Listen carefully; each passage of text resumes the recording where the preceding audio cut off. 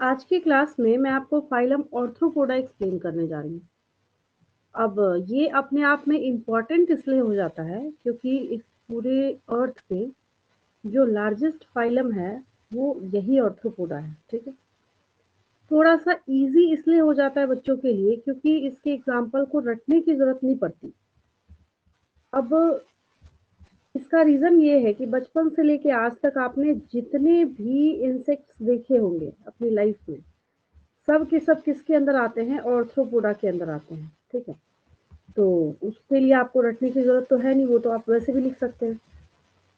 तो इसके एग्ज़ाम्पल्स जो हैं वो आप जितना भी चाहे उतना लिख सकते हैं, आपकी मर्ज़ी है। आपको जितने इंसेक्ट के नेम आते हैं सब आप इसमें लिख सकते हैं। अब सवाल ये उठता है कि इसको हम जब लार्जेस्ट फाइलम बोल रहे हैं, क्या बोल रहे हैं हम लोग इसको? Largest phylum. तो लार्जेस्ट फाइलम का ये मतलब नहीं है कि इसका साइज़ बहुत बड़ा होगा, साइज़ के रिगार्डिंग हम यहाँ पे बात नहीं कर रहे हैं।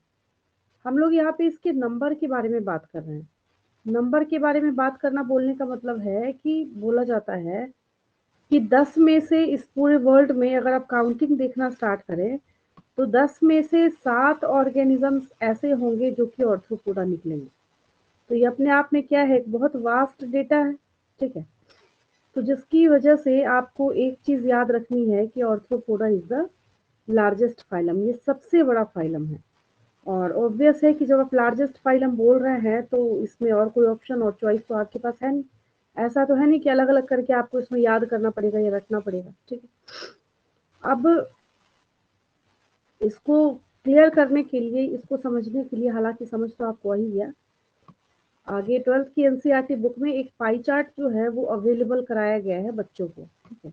ये सेम पाई चार्ट है जो आपको 12th क्लास में देखने को मिलेगा। इस पाई चार्ट की अगर हम माने सेम है,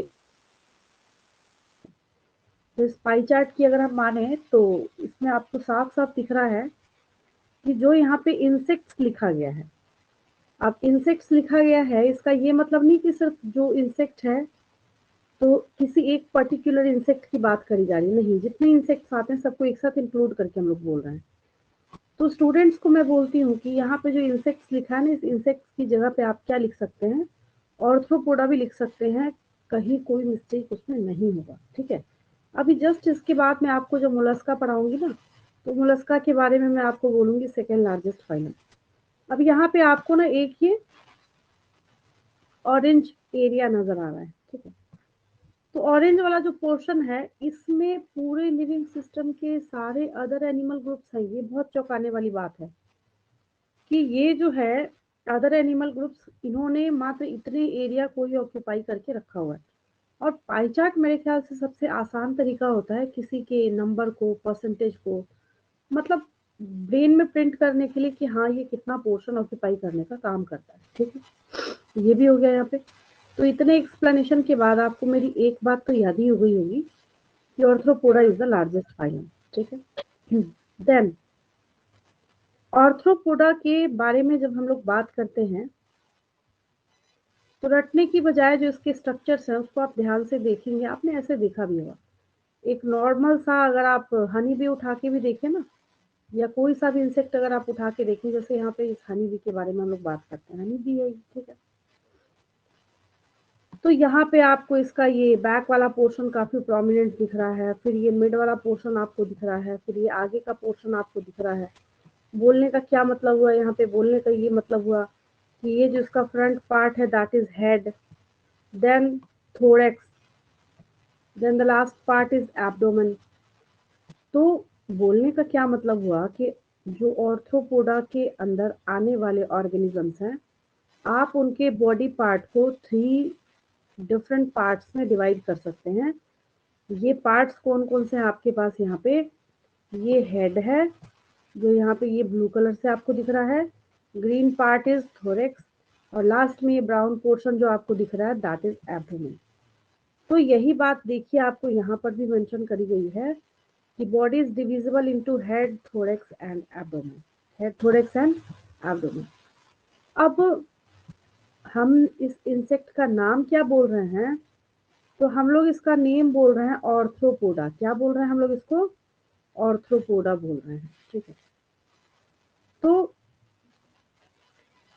सवाल ये उठता है कि जब आप नेमिंग कर रहे हैं यहाँ पे और नाम आप क्या लिख रहे हैं, ऑर्थ्रोपोडा लिख रहे हैं, क्या लिख रहे हैं? तो एक चीज देखिए यहाँ पे ARTHRO, स्टॉप हो जाइए यहाँ पे। ऑर्थ्रो का मतलब होता है जॉइंट, ठीक है। और PODA, पोडा मीन्स होता है अपेंडेजेस, अपेंडेजेस। ठीक है। कॉकरोचेस वगैरह को चलते चलते कभी आपने देखा होगा उलट जाए तो आपको साफ साफ दिखेगा कि उसके बैक साइड में क्या है, मतलब फ्रंट साइड में, कि उसके जो अपेंडेजेस है वो जुड़े हुए हैं बीच में। तो इसकी वजह से इसके ऑर्गेनिजम्स को देखते हुए इस फाइलम का नेम क्या रखा गया, हमने इसका नोमेनक्लेचर कर दिया ऑर्थ्रोपोडा, एक साथ दोनों को ऐड कर दिया, तो हमने इसका नाम क्या रख दिया, हमने इसका नाम रख दिया ऑर्थ्रोपोडा। हो गया ये। अब ऑर्थ्रोपोडा तो नाम ऐसे पड़ा इनका, क्योंकि organ system of level of organisation आप स्टार्ट कर चुके हैं, ऑब्वियस है उसी तरीके से इसमें भी क्या होगा, organ system level of organisation. इस ऑर्गेनिज्म में सिमेट्री कैसी दिख रही है आपको? मैम ये तो रेडियल है। सिमेट्री इसमें रेडियल कैसे हो जाएगा इसमें? मैम फर्स्ट के लिए रेडियल होगा ना। बायोलेटरल। किसी में रेडियल नहीं होगा। रेडियल मेरे ख्याल से समझने में दिक्कत हो रही है आप लोग को। रेडियल का अच्छा आप क्या मतलब समझते हैं उसका मैं क्लियर करती हूँ। पिछली क्लास में भी एक तो मिस्टेक आ रहा था आपकी साइड से, पहले आप मुझे बताइए यस आप क्या मतलब समझते हैं रेडियल का, फिर मैं क्लियर करती हूँ। Ma'am, it can be cut from different lengths, that is radial. Passing from the centre. Centre of एक प्लेन हम क्या करते हैं, इसको ऊपर से नीचे तक काट देते हैं, तो ये 2 मिरर इमेजेस में डिविजिबल है, यहाँ तक ठीक है, कोई दिक्कत नहीं है। लेकिन अगर हम इस बटरफ्लाई की बात करें, अगर अगर हम इसको यहाँ से ऐसे काटें तो ये 2 इक्वल हाफ्स में डिवाइड होगा? No ma'am. नहीं, ये भी नहीं होगा। बायलेटरल सिमेट्री ये भी नहीं होगा। मतलब रेडियल सिमेट्री तो इतना आसान है कि वो ऑर्गेनिज्म जो है वो फुटबॉल जैसा दिखना चाहिए आपको, इतनी सी बात समझ लीजिए। निडारियंस है, अब आप बोलेंगे वो तो नहीं दिखता फुटबॉल की तरह, या फिर उसमें जो सी एनिमोन है वो तो, जब ऊपर से उसको देखेंगे ऑर्गेनिज्म को, तो वहां पे उसको ऊपर से जब हम एक से ज्यादा प्लेन से डिवाइड करेंगे तो वो ऑर्गेनिज्म क्या होगा आपको, जैसे यहाँ पे इसकी बात हम लोग कर रहे हैं, तो अगर यहाँ पे सेंटर से पास होता हुआ इधर से डिवाइड करें तब भी 2 इक्वल हाफ, इधर से डिवाइड करें तब भी 2 इक्वल हाफ, इधर से डिवाइड करें तब भी 2 इक्वल हाफ।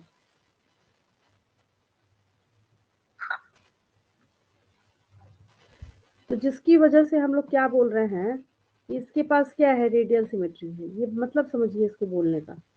हम क्या कर रहे हैं इसको, तो इसको हम ऐसे अपर व्यू से देख रहे हैं तब, लेकिन अभी आप जिस ऑर्थ्रोपोडा के बारे में पढ़ाई कर रहे हैं उसका तो कोई व्यू ही नहीं है ना।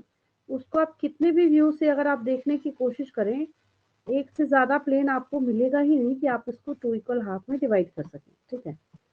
तो जिसकी वजह से यहाँ पे भी जो सिमेट्री है वो कैसी दिखेगी आपको, बाइलेटरल। अब क्लियर हुआ या नहीं हुआ, पहले मुझे इतना बताएं। क्लियर है? हाँ मैम। चलिए, उसके बाद ना ट्रिप्लोब्लास्टिक, तो 3 जर्म लेयर्स तो काफी पहले स्टार्ट हो चुका है, तो ये भी कैसा होगा, ट्रिप्लोब्लास्टिक होगा। सेगमेंटेशन, सेगमेंटेड हम लोग इसलिए बोलते हैं, जैसे इस बटरफ्लाई का आप ये विंग्स वाला पार्ट देखना स्टार्ट करें, यहाँ आपको सेगमेंटेशन नहीं मिलेगा। लेकिन अब जैसे ये हनी भी आप अभी देख रहे थे, जैसे ये ऑर्गेनिज्म है यहाँ पे, ठीक है, या फिर अगर आपको बिल्कुल लाइव चाहिए यहाँ पे, तो ये वाला पोर्शन देखिए, ये क्या कर रहा है, यहाँ पे सेगमेंटेशन शो कर रहा है। यहाँ पे क्या दिख रहा है आपको, हाँ सेगमेंट इसके पास है। तो सेगमेंटेशन इस पूरे वर्ल्ड में, इस पूरे अर्थ पे सिर्फ 2 ही फाइलम शो करते हैं। एक आपका शो करता है ऑर्थ्रोपोडा और दूसरा आपका शो करता है एनेलिडा। लेकिन दोनों में से ज्यादा अच्छा कौन दिखाता है, एनेलिडा का जो सेगमेंटेशन है वो ज्यादा अच्छा होता है, ज्यादा बेटर होता है, ठीक है।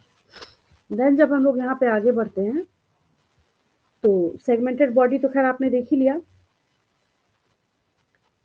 अब जब रेस्पिरेटरी ऑर्गन के बारे में बात करते हैं, एक क्वेश्चन आता है बच्चों का कि जैसे हमारे पास रेस्पिरेटरी ऑर्गन में आपने हमें लंग्स पढ़ा दिया, तो इसमें इतना ज़्यादा पढ़ने की ज़रूरत क्या है हम लोगों को?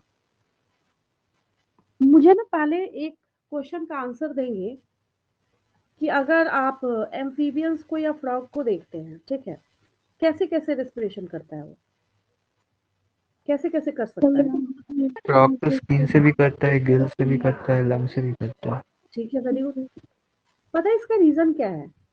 इसका रीज़न ये है कि जब उसको एक्सट्रीम ठंड टॉलरेट करना हो ना, तब भी वो इनएक्टिव स्टेट में चला जाएगा।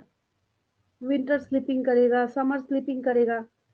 तो सोए हुए कंडीशन में अगर वो सोचे कि मैं अपने लंग से काम चलाऊँ, बिल्कुल अंदर डेप्थ में जाके गड्ढा खोद के अगर वो बैठा हुआ है या रेस्टिंग स्टेट में है, तो जैसे-जैसे अब वो पानी में जब रहेगा, तो कभी वो लैंड पे रहेगा, कभी वो वाटर में रहेगा, कभी वो मॉइस्ट सॉइल के अंदर इनएक्टिव स्टेट में है। तो वैसे-वैसे उसका जो रेस्पिरेटरी ऑर्गन है वो चेंज होता जाएगा। ठीक उसी तरीके से जो आर्थ्रोपोडा है, तो अगर आर्थ्रोपोड्स कैसे होंगे? एक्वाटिक होंगे, तो गिल्स के थ्रू भी रेस्पिरेशन कर सकते हैं। एक बुक गिल्स आता है यहाँ पे। बुक गिल्स हम लोग इसलिए बोलते हैं ना क्योंकि जब इसको देखा जाता है, तो जैसे कोई मोटी ओपन बुक होती है ना, खुली हुई किताब जैसे रखी होती है, ठीक है? वैसा ही अपीयरेंस दिखता है इसका, जिसकी वजह से हमने इसका नाम क्या रख रखा है? बुक गिल्स रख रखा है। ठीक है, मैं शो करती हूँ आपको। ये देखिए।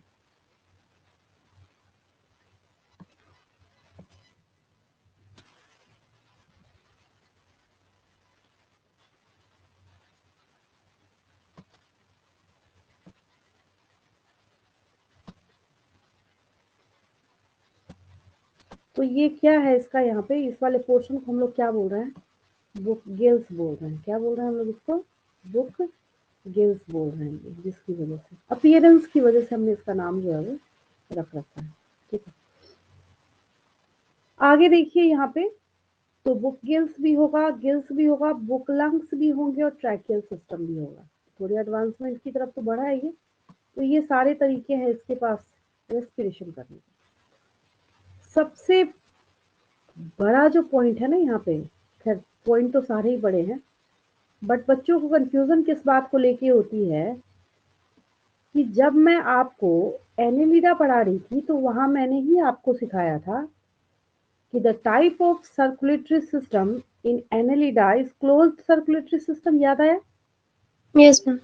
Yes ma'am. लेकिन जब मैं ऑर्थ्रोपोडा, जो कि उसके मुकाबले एडवांस्ड है, ऑर्थ्रोपोडा की पढ़ाई जो है, आप एनेलिडा की बात कर रहे हैं, उसमें ओपन लेकिन है। हाँ, इसके पास जो सर्कुलेटरी सिस्टम है कैसा है? ये ओपन टाइप का है। ठीक।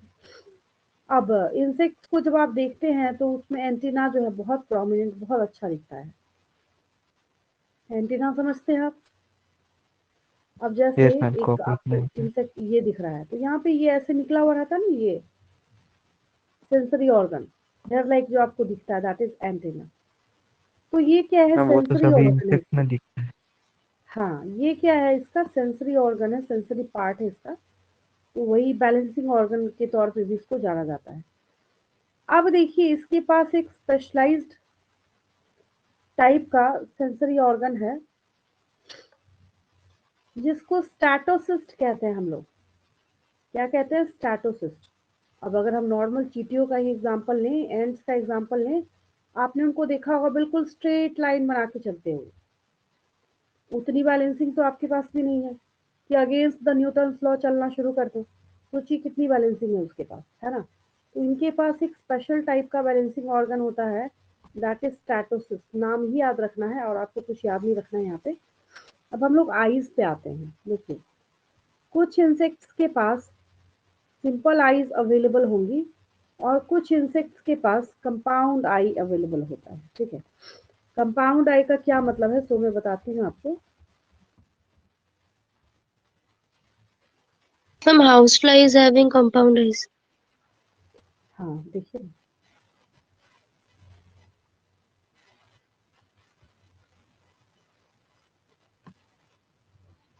मैम स्नेल्स मोलास्का में आता है ना?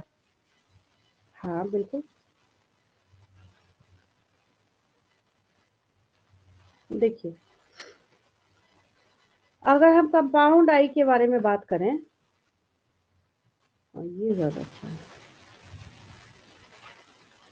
अगर आप सुपर जूम करके देखें ना इसको, अब मैं आपसे एक क्वेश्चन पूछूं कि अगर हम एक इंसेक्ट के सिर्फ और सिर्फ आईज को देख रहे हैं, तो ये जो आई वाला पोर्शन है आपको क्या नजर आ रहा है, इसमें आपको क्या दिख रहा है? ये जो आई वाला पोर्शन है इसमें क्या नजर आ रहा है आपको? अगर मैं इसकी बात करूं, ये एक आई है और ये दूसरी आई है, तो क्या दिख रहा है आपको?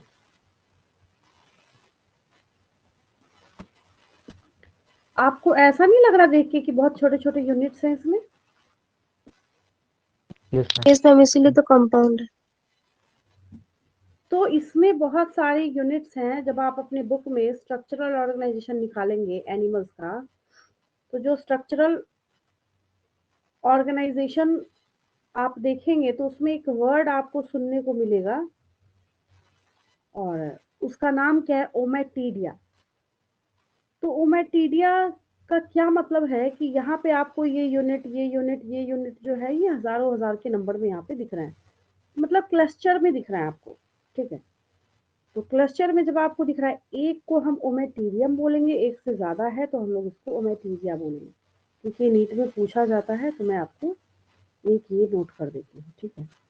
ओमेटीडिया या ओमेटीरियम आप सेवेंथ जो चैप्टर है आपके बुक में, उसमें देखेंगे जब आप कंपाउंड आई, तो वहां पे आपको मेंशन किया हुआ है, ठीक है? आसान है, कोई दिक्कत नहीं है समझने में।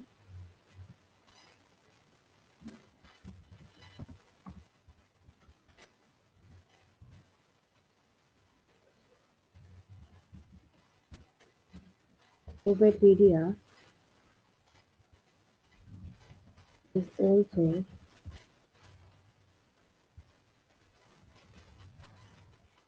called as compound I.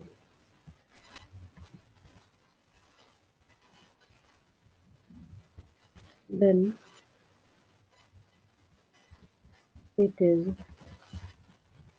made up of pigmented photoreceptor cells.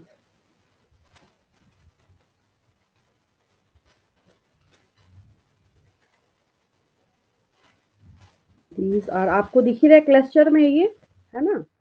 तो these are यस present. हाँ, झुंड बना के है ये present as clusters of cells.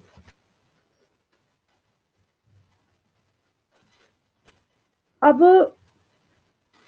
Suppose करें कि हमें ना कुछ देखना है, देखना है बोलने का मतलब ये है कि जैसे मैं आपको एक एग्जांपल देती हूँ। एग्जांपल क्या बना हुआ है ये आपके पास? जैसे हम इस हनी बी के बारे में बात करते हैं, एक दूसरे हनी बी को, इस हनी बी को देखना है, समझे बोलने का मतलब? मान लीजिए एक हनी बी को आपको देखना है, आपकी बॉडी को देखना है, तो उसके हर एक ओमेटीडिया में, मतलब ओमेटीडियम अगर एक होगा तो ओमेटीडियम होगा, एक ओमेटीडिया इतना पार्ट देखेगा, दूसरा ओमेटीडियम इतना पार्ट देखेगा, तीसरा ओमेटीडियम उतना पार्ट देखेगा, नेक्स्ट ओमेटीडियम इतना पार्ट देखेगा, नेक्स्ट ओमेटीडियम इतना पार्ट देखेगा। फिर वो सबको एक साथ ऐड करके इकट्ठा करके क्या करते हैं, वो उस इमेज को मतलब कंप्लीट करके एनालाइज करते हैं कि व्हाट इज दिस, ठीक है? तो इसकी जो विजिबिलिटी है वो सिंपल आई से अच्छी नहीं होती है। तो क्योंकि अभी इवोल्यूशन ही चल रहा है और इवोल्यूशन की ही आप पढ़ाई कर रहे हैं, तो हम यहाँ पे ऐसा भी नहीं बोलेंगे कि बहुत ज़्यादा ये एडवांसमेंट की तरफ बढ़ गया है, लेकिन हाँ, कंपाउंड आई कैरी करना भी अपने आप में क्या है, बहुत बड़ी बात है, जहाँ पे एक अच्छा खासा मशीनरी जो है ये बना रहा है किसी इमेज को देखने के लिए, बनाने के लिए, ठीक है? तो मैं लिख रही थी तो मैंने सोचा पहले आपको समझा देती हूँ ताकि बेटर समझ आए आपको।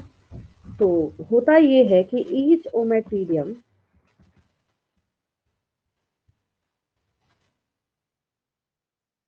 एक हो जाएगा जब सिंगुलर, तो ओमेटीडियम बोल देंगे हम लोग।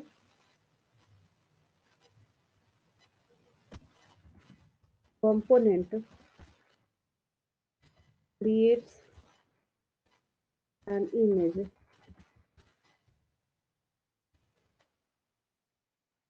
and each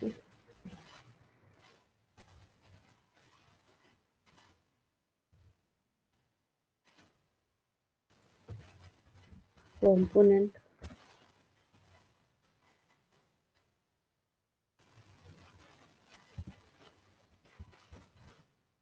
ऑल कर दीजिए, हमको ज़्यादा अच्छा लगेगा। ऑल कंपोनेंट्स, अब जोड़ देंगे इसको, ये ऐड करके एक ऑब्जेक्ट को ये देखते हैं। All components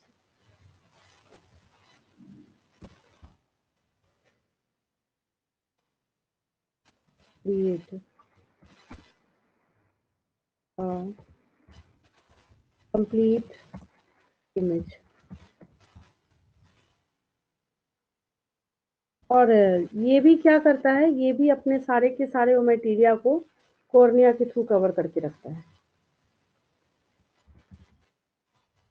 ओमेटीरिया are covered by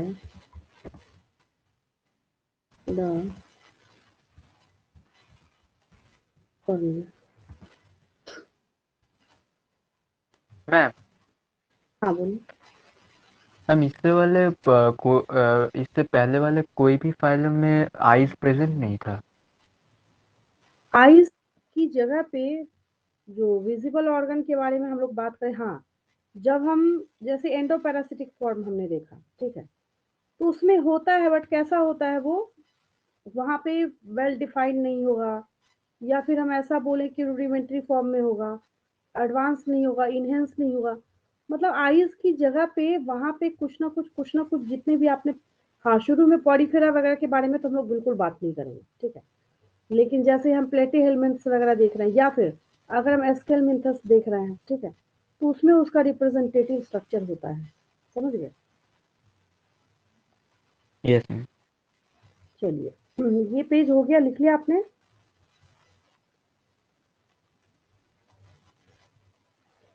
अगर Yes, ma'am.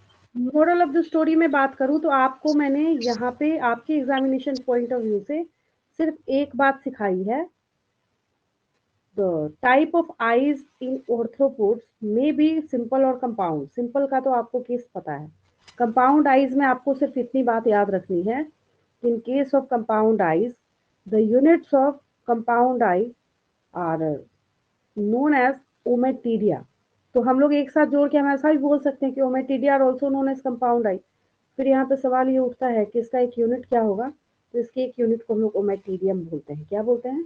ओमेटीरियम। बस आपको इतना ही याद रखना, ठीक है, ज़्यादा कॉम्प्लिकेट करने की जरूरत नहीं। अगर आपको इतना याद है, बहुत इंटेलिजेंट है। चलिए आगे बढ़ते हैं। अब देखिए फिर यहाँ पे एक और मास्टरपीस आ गया पॉइंट जो आपका है, that is Malpighian tubules. Flatworms में क्या था ऑस्मोरेगुलेटरी स्ट्रक्चर? फ्लैटवर्म्स में Ma'am, flame cells. Very good. Annelida में Nephridia.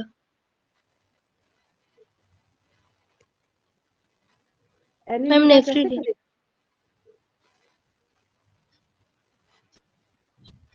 Ma'am, nephridia. देखिए, हाँ ठीक है। और अगर हम ऑर्थ्रोपोडा की बात करें तो Malpighian tubules. Malpighian Malpighian tubule. Tubules, ठीक है।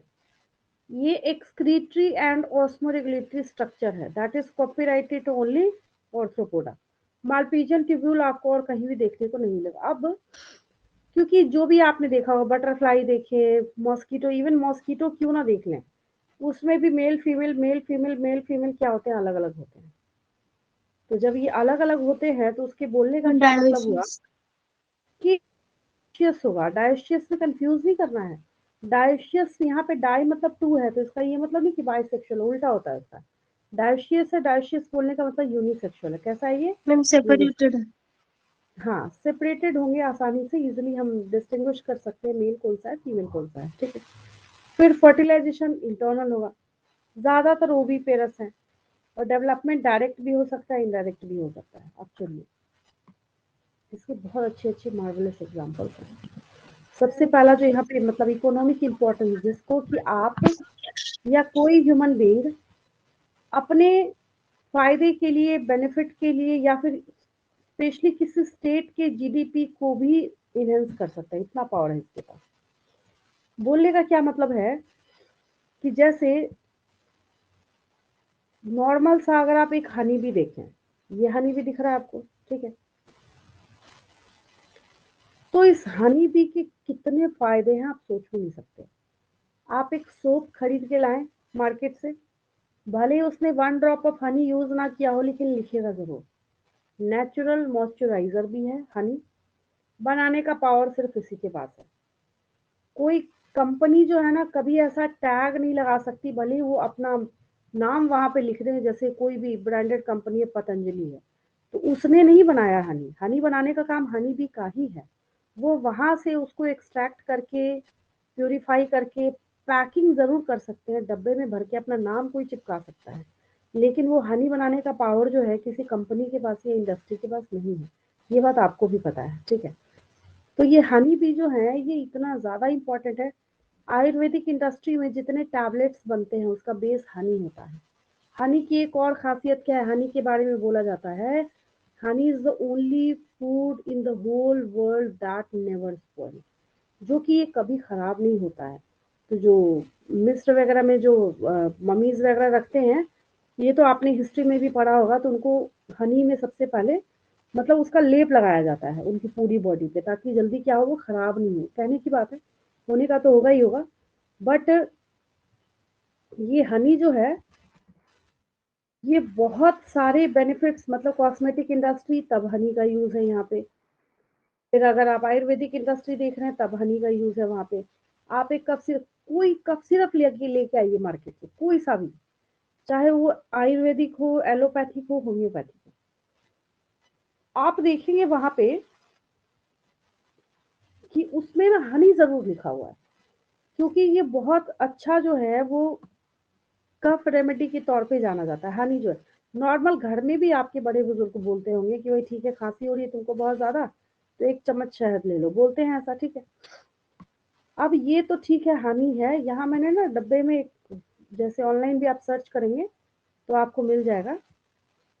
ये देखिए बी पॉलन है, यहाँ पे देखिए कोई सी कंपनी है जो यहाँ पे इसको सेल करने का काम कर रही है, ठीक है। ये बी पॉलन लिखा है, क्या लिखा है, बी पॉलन, कहानी समझिएगा ध्यान से। बी पॉलन लिखा है, क्या लिखा है, बी पॉलन।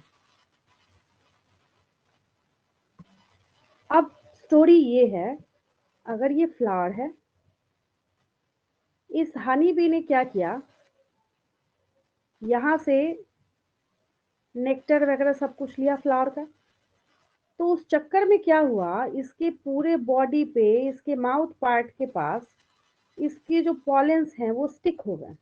होगा या नहीं होगा, होगा, ठीक है। जब yes, स्टिक होगा तो हनी का प्रोडक्शन करने वाले जो होते हैं, जो एग्रीकल्चरल फील्ड में, तो मतलब किसी ऐसे एरिया में, गार्डन एरिया में, जगह जगह पे वो क्या करते हैं, बी हाइव बनाने का काम करते हैं। तो वो जानबूझ के कैसा काम करते हैं, ऐसा सेटअप बनाते हैं कि जैसे सपोज कीजिए इसमें से हनी बी को होके गुजरना है, और उसमें ना ढेर सारे होल्स बना देते हैं। जब ढेर सारे होल्स बनाएंगे, तो एक मैंने इमेज देखा है इसके रिगार्डिंग, बी पॉलन कलेक्शन के रिगार्डिंग, मैं शो करती हूँ आपको, जो मैं बोल रही हूँ आपको अच्छे से समझ आएगा।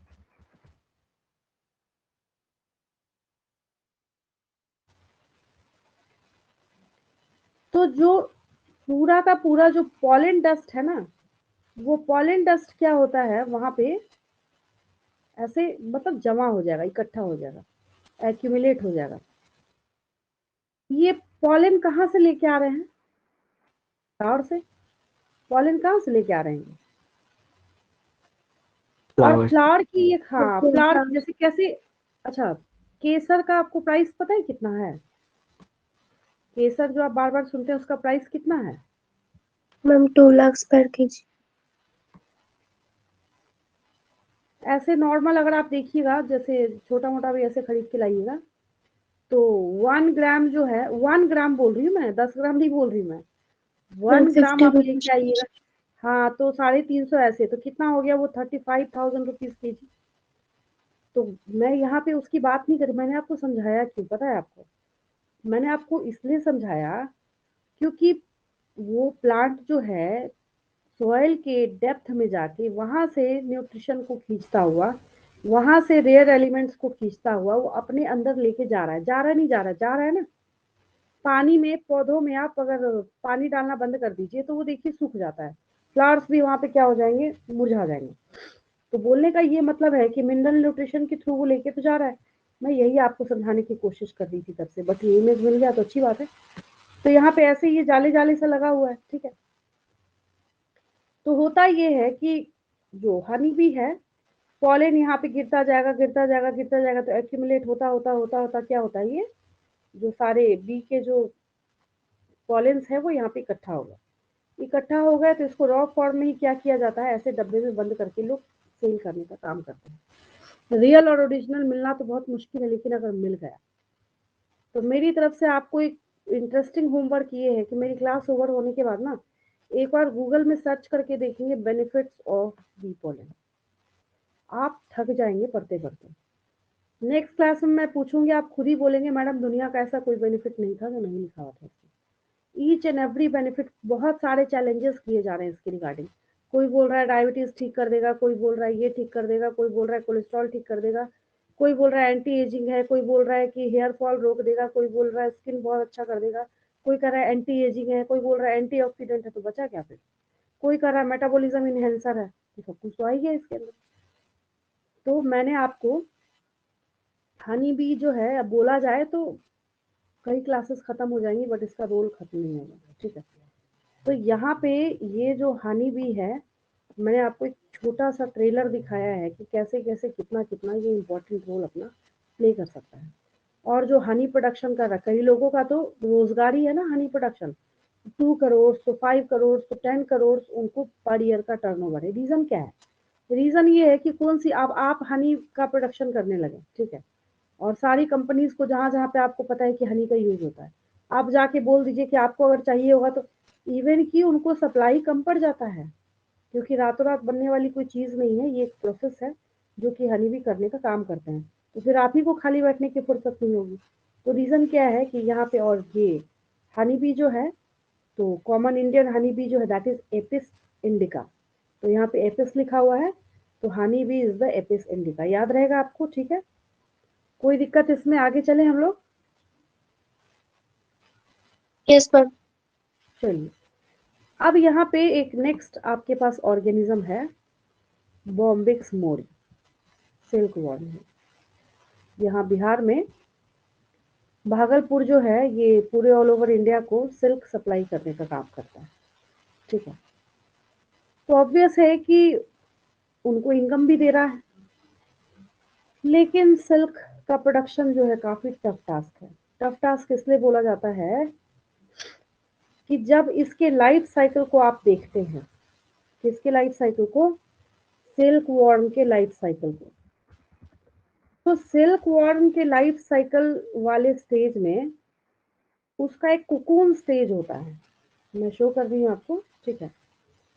इसका जो कुकून वाला स्टेज होता है उसको बॉइलिंग वाटर में डाला जाता है। मतलब कि कई लोग जो नेचर को सपोर्ट करने वाले हैं वो लोग ऐसा बोलते भी हैं, कहते हैं कि जो सिल्क है उसका बाइकॉट करो, सिल्क के कपड़े पहनो ही नहीं। वो बेचारा भी सही बोल रहा है अपनी जगह पे। इस कुकून वाले स्टेज में ही जब इसको बिल्कुल सुपर टेम्परेचर वाले बॉइलिंग वाटर में जब डाला जाता है, तो एक थ्रेड निकलता है उसमें से, रेशम का, सिल्क का एक थ्रेड निकलता है। तो आप अगर एक सिल्क का जो क्लॉथ पहन रहे हैं, सोचिए कितने उसमें ये बेचारे सिल्क वॉर्म जो है ये शहीद हुए होंगे, ठीक है। तो ये जो सिल्क वॉर्म है ये क्या करता है, सिल्क प्रोडक्शन में अपना इम्पोर्टेंट रोल प्ले करता है। याद रहेगा आपको, कुकून वाले स्टेज में, ठीक है। कुकून वाले स्टेज में जब वो होता है, तो ये वाला, ये जो स्टेज है, इसी में मतलब बहुत ही सॉफ्ट जो फाइबर्स है उसमें से निकलते हैं। कई सालों तक अगर आप सिल्क के कपड़े को मान लीजिए 10 साल 15 साल, या अगर कोई ऐसी जगह पे आप रख रहे हैं जहाँ पे कुछ छोटे मोटे कीड़े वीड़े भी लगे हुए, तो आप देखिएगा जहां से आपने तह किया है ना, वहीं से वो पूरा फट के निकलेगा। रीजन क्या है कि ये जो सिल्क है वो बहुत ज्यादा अल्ट्रा सॉफ्ट फाइबर होता है, ठीक है, और बिल्कुल हाईली बॉइल्ड वाटर में, हॉट वाटर में उसको डाला जाता है, तब जाके उसमें से क्या होता है, एक थ्रेड निकलता है। तो इसलिए जो लोग नेचर के सपोर्टर हैं और वो कहते भी हैं कि सिल्क का यूज नहीं करना चाहिए। यूज नहीं करेंगे तो ये बेचारे जो हैं, इनकी इतनी ज्यादा डेथ तो नहीं होगी कम से कम, ठीक है। चलिए समझ आया ये, तो ये सिल्क वर्म था। लेकिन हाँ, क्योंकि कमर्शियल रोल है इनका तो हम लोग पढ़ रहे हैं, अब है आपके सिलेबस में तो, और ये तो जनरल नॉलेज की भी चीज है तो आपको पता चलती है, ठीक है। नेक्स्ट देखिए, इसी कैटेगरी में हमारे पास आता है लैक इंसेक्ट। लैक इंसेक्ट जो है, तो उसको बताने के पहले मैं एक चीज याद दिलाती हूँ आपको। अच्छा, किसी मूवी में जब आपने एक सीन देखा होगा, जब भागते हुए कहते हैं, बोला जाता है किसी विलन से या किसी से भी, भाई तुम्हारी कंपनी सील कर दी गई है, तो वो जो लॉक होता है तो उसको कैसे सील करते हैं, बताइए तो। जो कंपनी के बाहर जो लॉक लगा होता है, कैसे सील करते हैं उसको?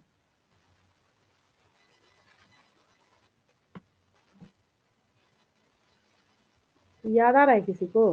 अच्छा वो छोड़िए, ज्यादा दूर का हो गया। आप एग्जामिनेशन हॉल में जब बैठे होते हैं तो क्वेश्चन पेपर जो आता है तो कैसा सील लगा होता है उस पर? बोर्ड एग्जाम तो दिया होगा आपने, तो बोर्ड मैम एग्जाम में पेपर पे रैप होता है पूरा। एक सील होता होगा, एक जैसे स्टैंप की तरह एक सील होता है, कैसा होता है? हम कॉपीज पे लगा होता है वो। नहीं नहीं नहीं, वो नहीं, वो नहीं, पूरे पैकेट के ऊपर होता है। पैकेट जब खुलता है ना, पैकेट के ऊपर सबसे पहले एक सील लगा होता है। मैम प्लास्टिक का कोई सील है ये सब। कौन से कलर का होता है? आई कुछ ट्रांसपेरेंट या bluish. Yes ma'am. Red colour का नहीं देखा है स्टैंप आपने? No ma'am. जब बोर्ड एग्जाम फिर वापस देने बैठेंगे ना, या नीट के एग्जाम में जाएंगे, तो देखेंगे ध्यान से। आज मैंने बोला, इस चीज को ध्यान रखेंगे, ठीक है।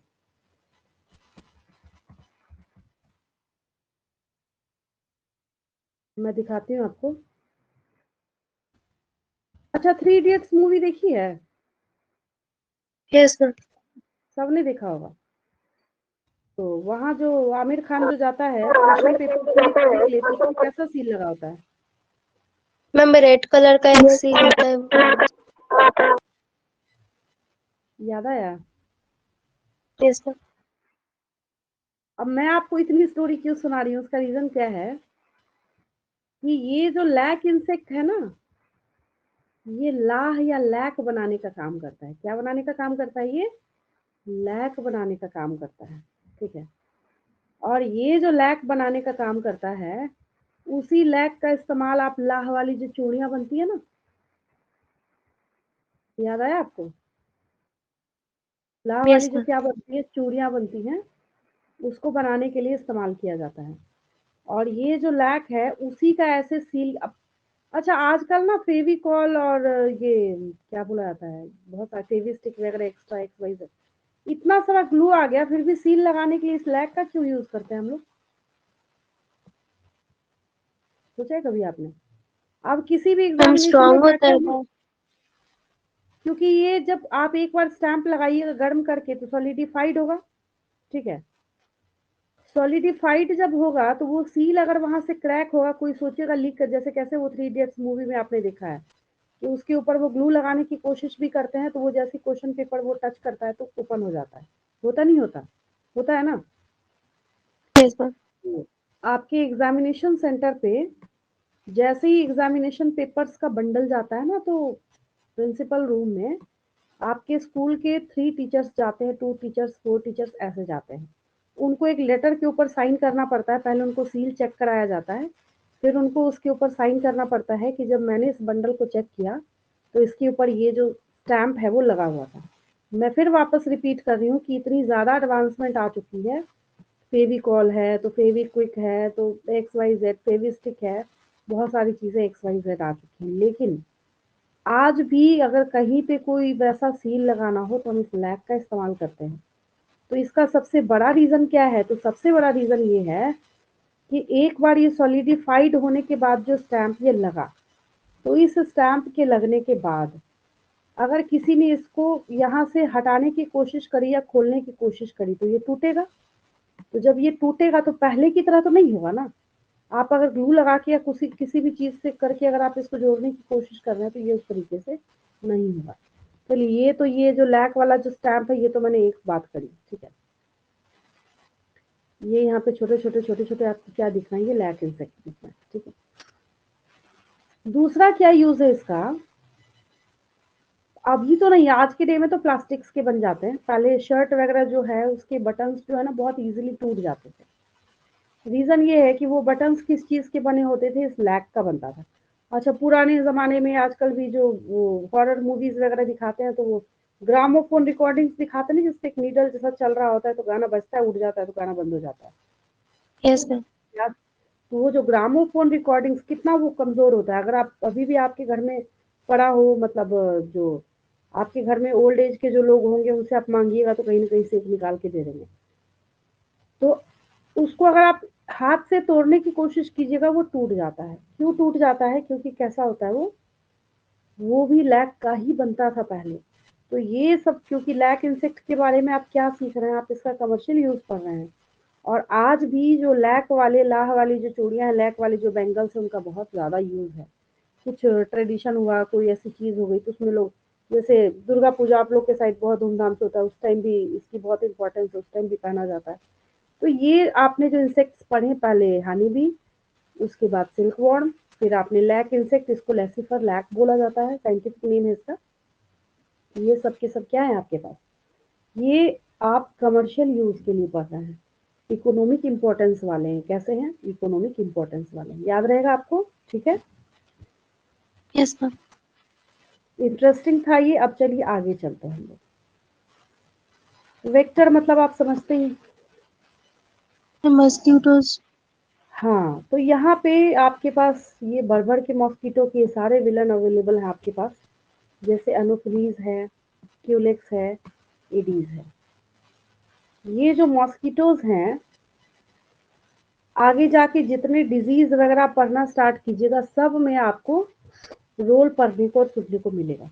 जैसे डेंगू का केस जब बहुत ज्यादा फैलता है तो ये एडीज जो इसका नाम आपको सुनने को मिलता है, ठीक है। तो मेल और फीमेल अनोफिलीज, मेल और फीमेल क्यूलेक्स, मेल और फीमेल एडीज। लेकिन जब भी किसी डिजीज का कोई नाम सुनते हैं तो हमेशा आपने फीमेल मॉस्किटो लिखा हुआ सुना होगा। इवन आप मलेरिया का केस क्यों ना पढ़ लीजिए, वहां पे भी आपको फीमेल फीमेल लिखा होता है। पता है रीजन क्या है? क्योंकि आपको जो मच्छर काटता नहीं है, काटती है, वो फीमेल होती है। मेल मॉस्किटो कभी काटते ही नहीं है। फिर आप बोलिएगा मेल क्या करते हैं? फिर मेल प्लांट, प्लांट के ऊपर रहता है। याद रहेगा। इसलिए जिस भी मॉस्किटो को, रीजन ये है कि उस मॉस्किटो को अपने डेवलपमेंट के टाइम में ओवम के नरिशमेंट के लिए प्रोटीन चाहिए होता है। जो प्रोटीन उनको कहाँ से मिलता है? ह्यूमन के ब्लड मील से मिलता है। ये बात आपको पता थी आज तक? ये बात जानते यस थे आप? Ma'am. Yes, ma'am. Yes, ma'am. तो ये क्या है, जो भी यस। मॉस्किटो आपने देखा होगा बाइट करते हुए, सबके सब क्या है यहाँ पे? फीमेल मॉस्किटो है। अब यहाँ पे देखिए एक आपके पास क्या है,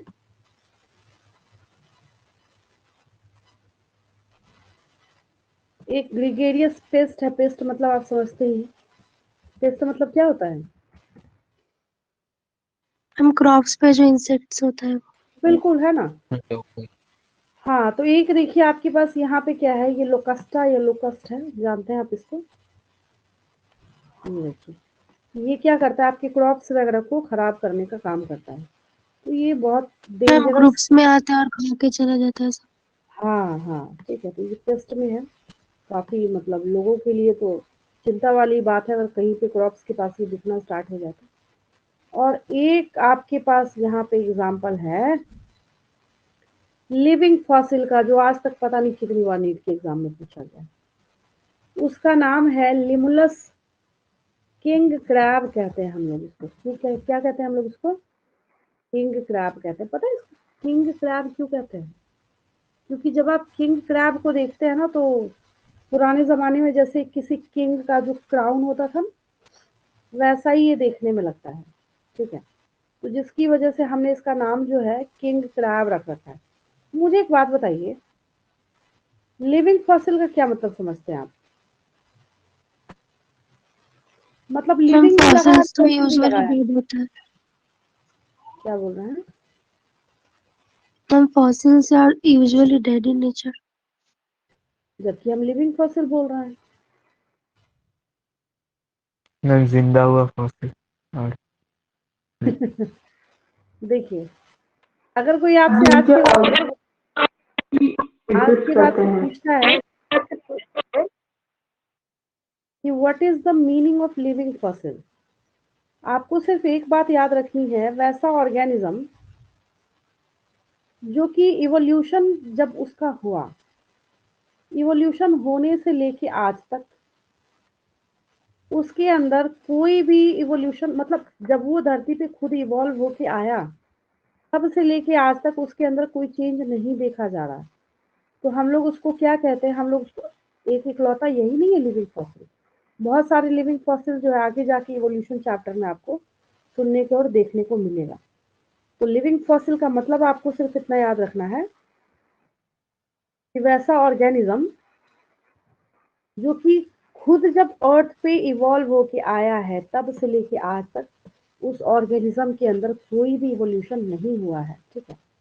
अब देखिए, जैसे आपके पास ये है, अगर हम इसको उल्टा कर दें, ठीक है, जब हम इसको उल्टा करेंगे तो उल्टा करते वक्त आपको कौन सी चीज इसमें दिखेगी कि ये जैसे मुकुट होता था राजा महाराजा का पुराने जमाने में, वैसा नहीं दिखता आपको? ये उल्टा कर क्राउन दीजिए जैसा वाला। दिख रहा है। Yes ma'am. हाँ, क्राउन जैसा दिख रहा है ना।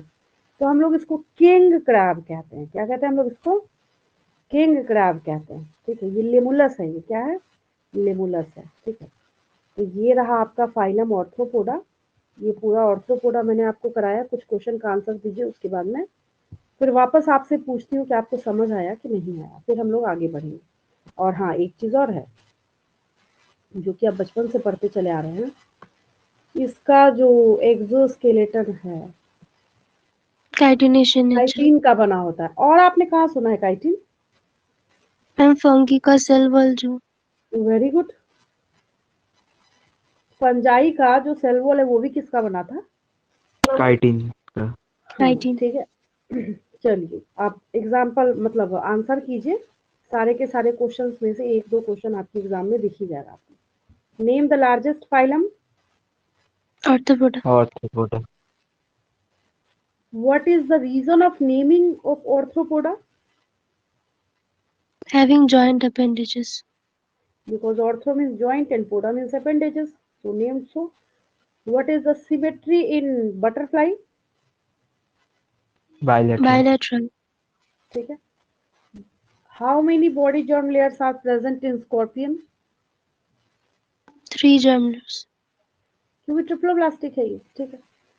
Segmentation is present or not? Segmentation is present. Present. ठीक है। Coelomate or acoelomate? Coelomate. Filament. Nature of exoskeleton of Arthropoda? Chitinous. Chitin. Very good. Body parts in Arthropoda? Major body 3 parts parts। Which are? Ma'am head, thorax and abdomen। Very good. Respiratory organ? Malpighian tubules. Respiratory नहीं respiratory ma'am, book lungs book gills होगा। Tracheal book gills हैं। System भी है। Yes yes, tracheae. ठीक है।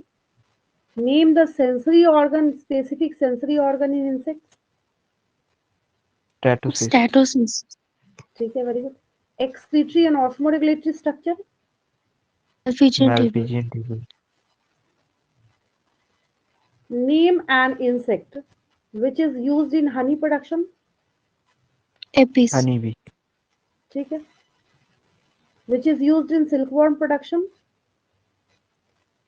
एनोफिल। मतलब silk production, Bombyx. Silk worm यानी Bombyx mori बोला जाता है उसको, ठीक है। बॉम्ब। हाँ, लैक प्रोडक्शन में लैसिफर लैक, ठीक है। लैसिफर। हाँ। Name the living fossil? King crab or Limulus. Limulus. Name of gregarious pest? Locusta. Asta. And type of development, Larval stages. May be direct or indirect, कभी कभी direct भी हो सकता है, ठीक है। Level of organization, Organ level. Organ level system. Organ system, ठीक है। And mention the names of some vectors of Arthropoda. Anopheles, Culex and Aedes.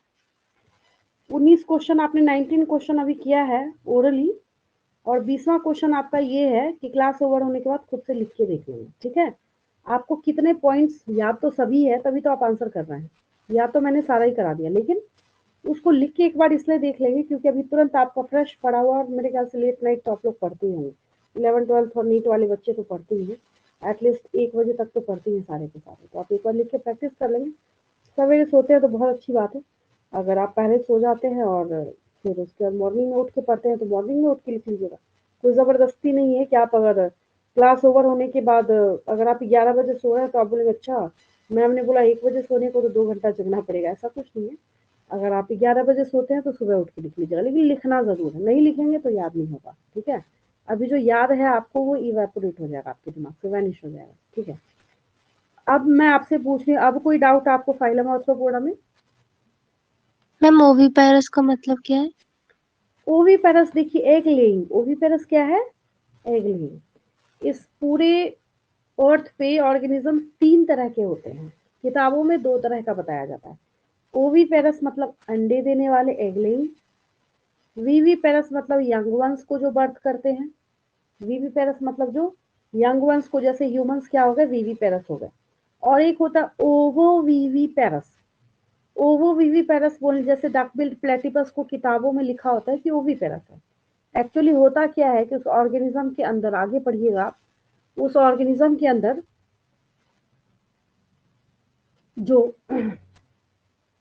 उसका यंग वन डेवलप हो रहा होता है वो कैल्शियम कार्बोनेट की कवरिंग के अंदर डेवलप हो रहा होता है, तो लोग कहते हैं कि एग लेइंग हो गया वो, जबकि वहां से जब चाइल्ड बर्थ होगा तो वो पहले कैल्शियम कार्बोनेट की कोटिंग टूटती है, फिर वो बाहर रिलीज होता है। तो हम लोग उसको जो ट्रूली बोले अगर हम, तो ओवोवीवीपेरस, ओवीपेरस। एक है ओवीपेरस और एक होता है वीवीपेरस। बच्चे कहते हैं कि हमें ना मैम ओवीपेरस और वीवीपेरस में कंफ्यूजन होती है। तो जो एग होते हैं वो कैसे गोल से दिखते हैं, तो ओ से, ऐसे ओ से स्टार्ट हो रहा है ना, ऐसे गोल से, तो याद रखिएगा कि ये एग लेइंग है। और वीवीपेरस क्या है, जो यंग वंस को बर्थ करेंगे। अब आसान हो गया, ठीक है। Yes ma'am. और कोई doubt? No ma'am. No, ma'am. चलिए,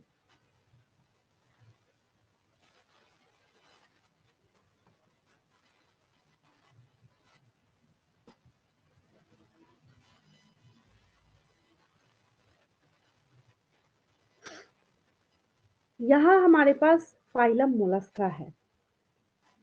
मोलस्का के बारे में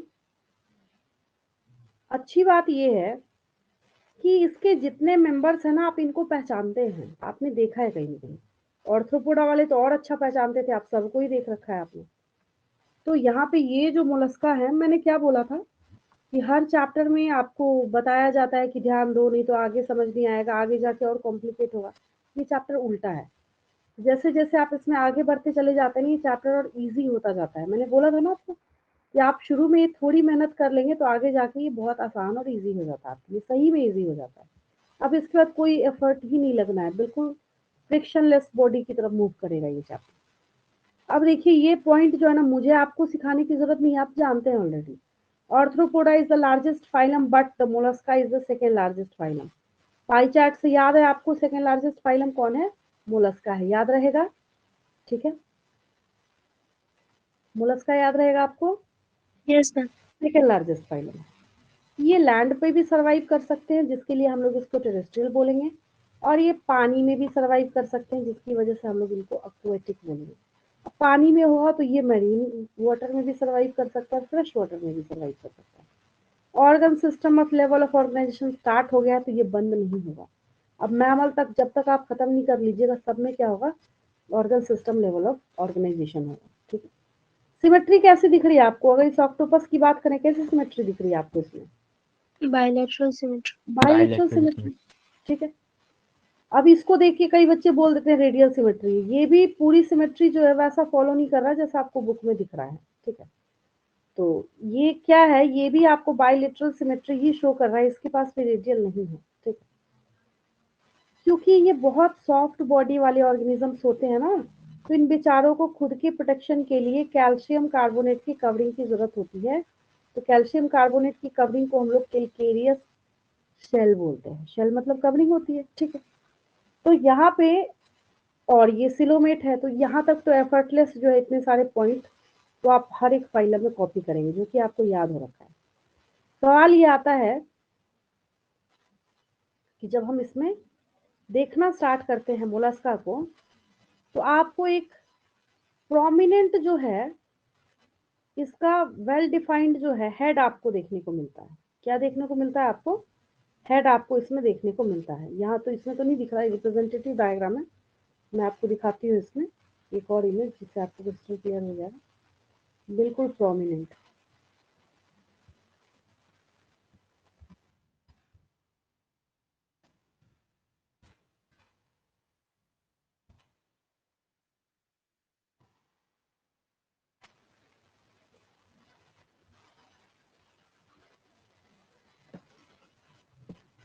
देखिए ये जैसे आपको दिख रहा है,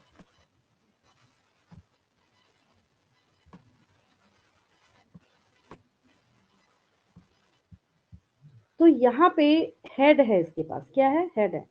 अच्छा, जब आपने जो स्नेल्स वगैरह हैं उनको क्राउलिंग करते हुए देखा होगा, तो आपने नीचे में ना बिल्कुल सॉफ्ट सा एक मस्क्यूलर फूट देखा होगा, नोटिस करा है आपने? Yes. है Um, ना? और प्रोमिनेंट हेड तो बहुत अच्छा है, ये टेंटिकल्स, लेकिन वैसे वाले टेंटिकल नहीं है, निडारिया जैसे नहीं है, तो अलग ही टेंटिकल है। ये सॉफ्ट छोटा छोटा सा टेंटिकल होता है इसके पास। आपको जो दिख रहा है वही पॉइंट है, कुछ रखने वाली तो बात है नहीं। इसके पास हेड है, मस्कुलर फूट आपने देखा, और विसरल हम्प है इसके पास, जैसे कैसे कैमल हम्प, कैमल के ऊपर जो उठा हुआ स्ट्रक्चर होता है, उसी तरीके से इसके पास क्या है? इसके पास ये विसरल हम्प है, ऐसे उठा हुआ है ना, तो हम लोग इसको विसरल हम्प बोलते हैं। क्या बोलने का मतलब है? इसके पास जो 3 मेजर पार्ट्स हैं that are head, muscular foot and visceral hump, याद रहेगा? Body is divisible yes. Into head, muscular foot and visceral hump, ठीक है।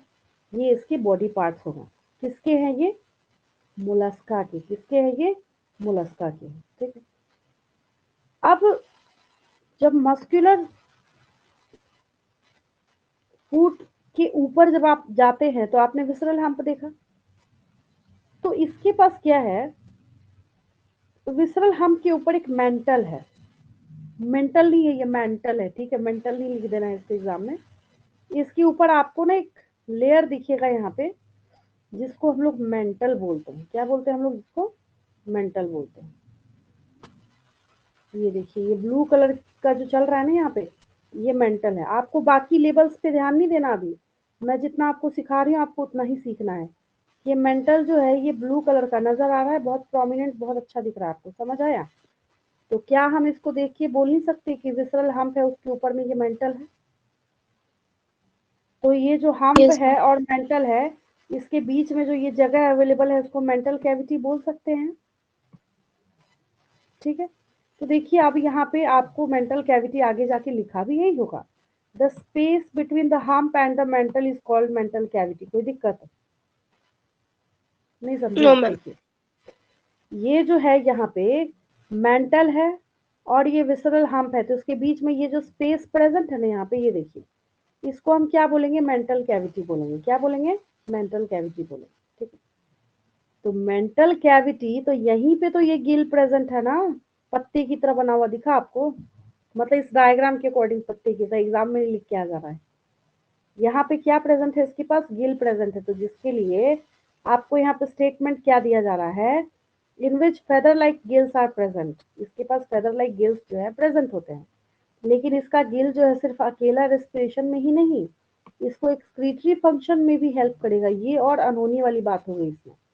और हेड वाला जो आगे वाला पार्ट है जिसमें सेंसरी टेंटिकल्स प्रेजेंट होते हैं, स्नेल वगैरह को आपने देखा होगा, जैसे ही ऊपर वाला टेंटिकल टच कीजिएगा बेचारा तुरंत अंदर चला जाएगा, क्योंकि वो सेंसिटिव टेंटिकल है इसका, ठीक है।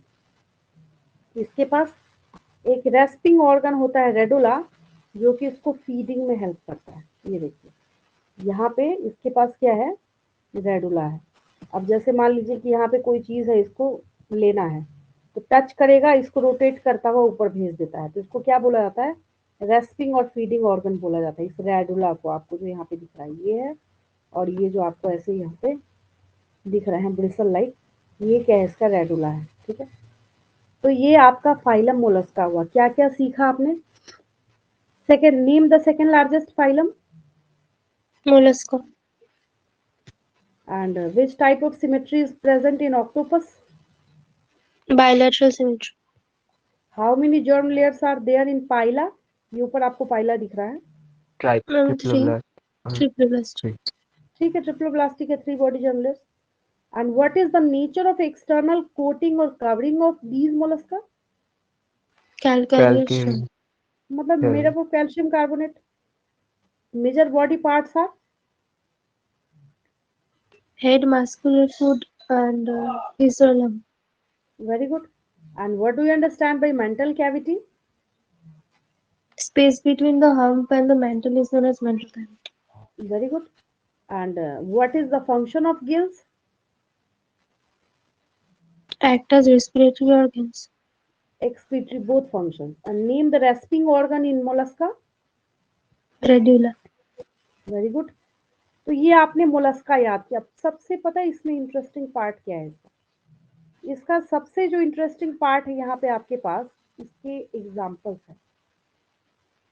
एग्जाम्पल में टीवी में, टेलीविजन में, तो मतलब कुछ कार्टून्स में, मूवीज में कुछ हो ना हो, लेकिन बच्चों ने ऑक्टोपस जरूर देखा होता है। देखा होता है या नहीं? Yes, है ma'am. ना? Yes devil fish devil fish हम लोग कहते हैं इसको।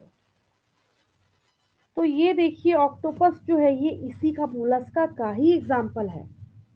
किसका एग्जाम्पल है ये? मोलस्का का, ठीक है। मैंने आपको पहले ही बोला कि बहुत अच्छा एग्जाम्पल है ये, मतलब इसके सारे एग्जाम्पल्स ही ऑसम है। आपने ना यूट्यूब पे बहुत सारे वीडियोस देखे होंगे कि पर्ल कैसे बनता है। नॉर्मली भी बच्चे देख लेते हैं और वो सजेस्टेड वीडियोस में भी आता रहता है। पर्ल ओयस्टर जो है, पिंक टैडा जो है, वो इसी को बिलोंग करता है, मोलस्का को ही बिलोंग करता है, याद रहेगा। पिंक Yes, टैडा जो ma'am. पर्ल ओयस्टर है, किसको बिलोंग करता है? वो मोलस्का को। तो काफी मेहनत मशक्कत के बाद ये बेचारा जो है ये पर्ल बनाने का काम करता है, जिसको लोग क्या करते हैं, ऑर्नामेंटेशन के लिए इस्तेमाल करते हैं, और क्या खाने के लिए थोड़ी यूज करते हैं इसको। हाँ, लेकिन कुछ मेडिसिन वगैरह हैं जो बनाई जाती है, और लोग चैलेंज करते हैं कि हमने क्या किया उसको बनाने में, इस मोती का इस्तेमाल किया। तो उन्होंने कितना किया है वो तो वही जाने, ठीक है। ये देखिए ऐसे इस तरीके से ये क्या करेगा, यहाँ पे ये जो पर्ल है ये बनाने का काम करता है। जब फुल्ली मैच्योर हो जाता है तो इसके अंदर से निकाला जाता है। तो ये पर्ल ओयस्टर है। पर्ल ओयस्टर भी किसको बिलोंग करता है? पिंक टैडा था वो, ये भी बिलोंग करता है मोलस्का को। पाइला जो भी आपकी बुक में बना हुआ है that is apple snail. Normal वाला जो आपको दिखता है दैट इज पाइला। सीपिया है, कटल फिश कहते हैं हम लोग इसको। सीपिया क्या कहते हैं हम लोग? कटल फिश कहते हैं। देख रखा है आपने सब? भले ये है कि नाम सुन के आपको लग रहा होगा कि हमने नहीं सुना है इसको। और हाँ, नीट के एग्जाम का एक फेवरेट क्वेश्चन क्या है इसमें कि which of the following is the only true fish. अब जानबूझ के क्या करेगा वो, आपको जेली फिश भी लिख देगा, कटल फिश भी लिख देगा, डॉग फिश भी लिख देगा। तो आगे जाके जब आप फिशेस पढ़िएगा ना, तो उसमें जो स्कोलियोडोन है उसको डॉग फिश बोला जाता है। वो बेचारा ट्रू फिश है, लेकिन बच्चे फिश फिश देख के कंफ्यूज हो जाते हैं, ठीक है। तो जिसकी वजह से ये क्वेश्चन आपसे काफी ज्यादा पूछा जाता है। ये जब आपने डिस्कवरी पे या कई मूवीज वगैरह में कुछ आपने देखा होगा, इस कटल फिश को आपने सी ओशन के अंदर वाले वाटर में देखा होगा आपने, ठीक है। तो कटल फिश है ये। आगे देखिए, नेक्स्ट आपके पास एग्जांपल है प्लाइशिया। सही में सी हेयर जैसा दिखता है ये, ठीक है। प्लाइशिया जो है ये आपने देख रखा है, ये भी बचपन में भी बच्चे जब पढ़ते हैं ना कार्टून वार्टून, उनकी किताबों में भी बना होता है ये। ठीक है।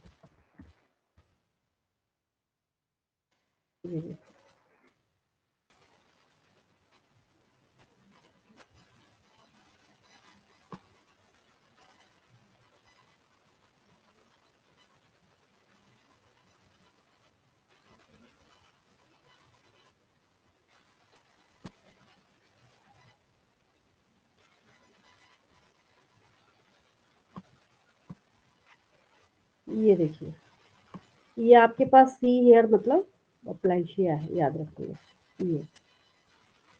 देन देखिए आपके पास नेक्स्ट है यहाँ पे बिल्कुल हाथी के दांत की तरह ही डेंटेलियम, इस बेचारे का नाम ही डेंटेलियम रख दिया गया। टस्क शेल कहते हैं इसको, दैट इज डेंटेलियम। और एक आपके पास क्या है, काइटन, दैट इज कीटोप्ल्यूरा। तो ये मोलस्का के एग्जांपल्स हैं। अगर आपसे पूछा जाएगा ये ऑर्गेनिजम्स कैसे हैं, तो ये ऑर्गेनिजम्स डायोशियस हैं। डायोशियस बोलने का मतलब सेक्सेस आर सेपरेट, और ये ओवीपेरस है, और जो डेवलपमेंट है इनका इनडायरेक्ट है।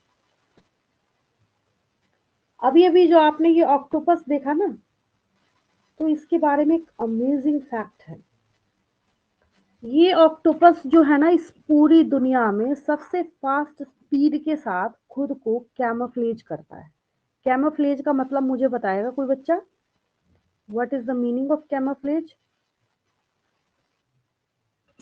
When the मैम organisms रंग change their body color according to change in background. ठीक है, तो एक 1 सेकेंड जो है ना, 1 सेकेंड का जो 10वां हिस्सा होता है, उतने फास्ट स्पीड के साथ ये ऑक्टोपस जो है ये अपनी बॉडी का कलर चेंज कर सकता है। और इसकी जो जान है वो क्या है, इसके सकर्स है। सक्शन कप सकर्स जो ये प्रेजेंट रखता है, अगर ये कहीं पे स्टिक कर ले ना, तो इससे बचना मुश्किल हो जाता है। बहुत बढ़िया बढ़िया वीडियोस जो हैं, ऑक्टोपस कैसे अपना शिकार करता है, कैसे अपना हंटिंग करता है, ये अगर आप देखेंगे तो बहुत अच्छे मार्वेलस मार्वेलस वीडियोस जो हैं वो आपको देखने को मिलेंगे। ठीक है, तो ऑक्टोपस में आपको जो यहाँ पे ऐसे नीचे नीचे दिख रहा है ये सब वाइट वाइट, ये इसके सकर्स हैं। तो जैसे कैसे सक्शन कप होता है वैसा काम करता है ये। अगर ये स्टिक कर गया ना किसी के ऊपर, ये जो सारा शक्कर है, तो यही जान है। मतलब इसकी वजह से ना इसको इतना पावरफुल जो है सी या ओशन के अंदर मरीन वाटर में इसको माना जाता है। ये जो शक्कर देखिए सक्शन कप की तरह बिल्कुल, मतलब अगर ये जकड़ ले किसी ऑर्गेनिज्म को, उसको अपने आप को इसकी जकड़ से छुड़ाना मुश्किल हो जाता है। तो जिसकी वजह से इसको, मतलब अगर सोचने वाली बात है, हम इसको डेविल फिश बोल रहे हैं। क्या बोल रहे हैं? डेविल फिश बोल रहे हैं। तो डेविल फिश जब बोल रहे हैं तो कोई रीजन होगा इसके बोलने का, तो इसलिए बोल रहे हैं क्योंकि इसके पास वो सक्शन कप अवेलेबल है। अब ये दुश्मन इसको, मतलब जो इसको अपना दुश्मन मानते हैं, वो इससे बच कैसे नहीं पाते? इसलिए नहीं बच पाते कि 1 सेकंड के 10वां हिस्सा जितना शॉर्ट ड्यूरेशन पे अपनी बॉडी का कलर चेंज कर सकता है। मतलब बैकग्राउंड बदलता जा रहा है, ये अपनी बॉडी का कलर बदलता जा रहा है। आप देखेंगे, आप देख के दंग रह जाएंगे कि कितने फास्ट स्पीड से अपनी बॉडी का कलर जो है वो चेंज कर रहा है। ठीक है, तो ये मैंने आपको सिखाया फाइलम मोलस्का। अब अगर आपको इस फाइलम में कोई डाउट होगा तो पूछ लेंगे मेरे से। कोई डाउट किसी को? मैम हाँ बोलिए। Ma'am is octopus having calcareous cell? नहीं, इसके पास या नहीं some है। kind? नहीं, इसके पास मैम नहीं तो है। ये मोलस्का के अंडर क्यों है? नहीं समझे क्यों लिखा है हमने? जैसे देखिए, हम लोग जनरल फीचर, जनरल कैरेक्टर के बारे में बात कर रहे हैं। जनरल कैरेक्टर बोलने का मतलब है कि ज्यादातर जो ऑर्गेनिजम्स हैं वो कैरी कर रहे हैं। ठीक है, तो इसलिए हम लोग जनरल कैरेक्टर, जैसे बहुत सारे ऐसे कैरेक्टर हैं जो मैमल में हम लोग पढ़ेंगे, लेकिन कुछ ऑर्गेनिजम्स ऐसे हैं जो उनके पास सर प्रेजेंट नहीं स्नेल्स है। में होता है ना कैलकेडियस हाँ सेल? हाँ, उसमें होगा। काइटोन वगैरह सब देख रहे हैं, सब में प्रेजेंट होगा ये। ठीक है, उसको जब आप देखिएगा सबके पास ये कवरिंग जो है ये अवेलेबल होती है। तो ये जनरल मैम कैरेक्टर और और एक जनरल। डाउट। हाँ बोलिए। Ma'am is there any difference between monoecious and hermaphrodites? Monoecious का मतलब है बाइसेक्सुअल, और हर्माफ्रोडाइट का भी मतलब है बाइसेक्सुअल। तो monoecious slash hermaphrodite slash bisexual एक ही बात है। अब आया समझ में? Yes sir. हाँ, और कुछ? No ma'am. चलिए, किसी को और कुछ पूछना हो तो पूछ सकते हैं।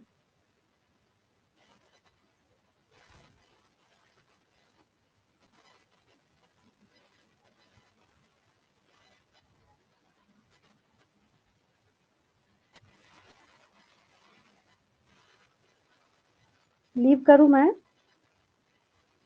Thank you, ma'am. चलिए, वेलकम। Thank you ma'am.